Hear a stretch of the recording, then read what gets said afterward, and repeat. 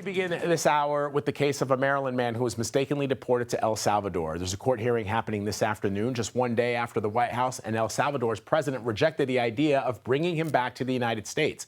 Last week, the Supreme Court ordered the Trump administration to facilitate his return. But yesterday in the Oval Office, both leaders said it was not going to happen. Listen. How can I return him to the United States? Like, I smuggle him into the United States, or what do I do? Of course, I'm not going to do it.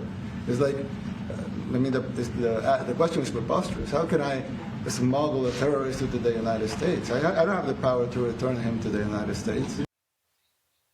I want to bring in CBS News White House reporter Aaron Navarro. So, Aaron, the president of the United States somehow wants to take over Greenland. He wants to impose tariffs on the U.S. economy, but he quivers in the face of the president of El Salvador. He has no power when it comes to getting El Salvador to do what he would like them to do. So how are they justifying the Trump administration keeping Kilmar Abrego Garcia in that country?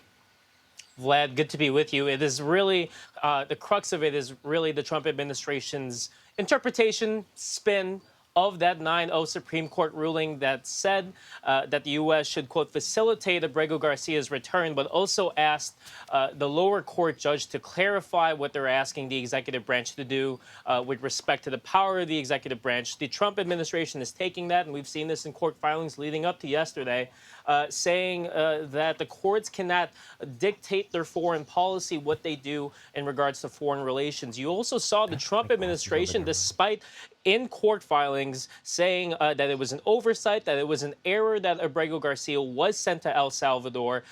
You've seen White House Deputy Chief of Staff Stephen Miller saying it was just a clerical mistake and that it wasn't an actual overall mistake for the administration to send him to El Salvador. In part, you're also seeing the Attorney General Pam Bondi really put the onus on the president of El Salvador to make a decision on Abrego Garcia. And as you just mentioned, the president, Bukele, showed no indication of doing that. The other news that the president made yesterday, Aaron, as you know, is he floated the idea of sending U.S. citizens to prison in El Salvador. What did he say? What is the legal basis for such an act? And what are members of Congress, if any, saying about it? Yeah, there's no real legal precedent for this. In part, that's why you saw President Trump yesterday ask his Attorney General Pam Bondi to, quote, look into it. What President Trump referred to both in the Oval Office and in an interview with Fox Noticias that we saw a clip of today, he's talking about, quote, homegrown criminals, those who commit crimes, who are U.S. citizens, sending them to, deporting them outside of the country. And in a hot mic moment, you heard him tell President Bukele that he has to build, quote, 5 more places to potentially house these U.S. citizens. Again, no legal precedent for this, but we'll see what the Attorney General, per President Trump's request, puts out as she looks into it. All right, Aaron, thank you very much. Appreciate it. Meanwhile, a federal judge also blocked President Trump's plan to revoke the legal status of hundreds of thousands of migrants who came to the U.S. legally under the Biden administration. The judge argued deporting people without a case-by-case justification, quote, undermines the rule of law. For more on that ruling, let's bring in CBS News legal reporter Katrina Kaufman. Good to see you, Katrina. So people were facing an April 24th deadline to self-deport. Break down what this means from a legal perspective. Good morning, Vlad. What this means is there is a temporary reprieve for these individuals who came into the United States under a Biden-era program. It's a temporary stay, but it means for now they will not have to self-deport out of the country. They could be assessed on an individualized case-by-case basis, but by no means is this case done. We are absolutely going to see an appeal from the Trump administration. But what's significant is that for now, these people who came in and were allowed to stay in the U.S. on parole for 2 years do not have to leave the country. So let's go back to that case of Kilmar Abrego Garcia, which goes before a judge later today. Help me understand what the White House is asking the judge to clarify, and ultimately what power, if any, the courts have in getting this man back. And Katrina, looking ahead, speculating here, but what would happen if it lands back in the Supreme Court?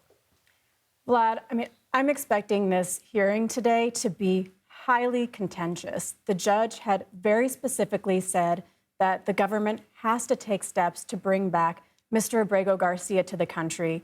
We are seeing that completely flouted in that meeting yesterday with President Trump and President Bukele. They both made it clear that they are not planning to take any steps in that direction. And we're seeing very different interpretations of the Supreme Court's ruling. The judge in the district court clearly sees the word facilitate. The Supreme Court said that the government has to facilitate the return of Mr. Abrego Garcia as them actually having to take steps to return him. The Trump administration has perceived it a completely different way. So, if this reaches the Supreme Court again, maybe we could get some clarification on that matter. But I think what we're seeing is a potential tipping point here. This could be a case where we're reaching a level where the judge may decide that she needs to hold someone in contempt. That's something that we haven't yet seen in any of these cases. We've seen them nearing that point, but we will potentially see a contempt proceeding proceed here, Vlad. So how has the legal community been reacting to this? I mean, the legal community is very concerned. One of my sources has described it as though they're watching the Trump administration see how far they can get with, touching an electrical fence. How far can they overreach without a complete pushback from the judicial branch here? As I said, we haven't yet seen anyone held responsible in any of these cases. We haven't reached that level of contempt, but there is deep concern here. We are seeing actions taken that many legal scholars say potentially violate the Constitution. We have so many of these cases, Vlad. There's the case of the pro-Palestinian activist Mahmoud Khalil, where a lot of legal scholars say he is being detained simply on the basis of his free speech. His First Amendment right to free speech is being violated. Yesterday, you and Aaron were just talking about, we heard very concerning talk. President Trump saying that he wants to consider deporting U.S. criminals to El Salvador. Legal scholars say there is no legal basis for this. You can jail someone for their criminal actions, but there's no precedent for deporting them. And in fact, that could be in violation of the Eighth Amendment. It could be considered cruel and unusual punishment. So we are really seeing the Trump administration testing the limits of the judiciary and seeing how far they can push back. Yeah, I mean, I'm just struggling to understand. The only way that it would work is if they do what they have been doing, Katrina, which is grab people off the streets and deport them before anybody knows what's happening. If they go before any judge in the country and try to deport a U.S. citizen to a foreign jail, no judge, no matter their political persuasion, would allow that, right?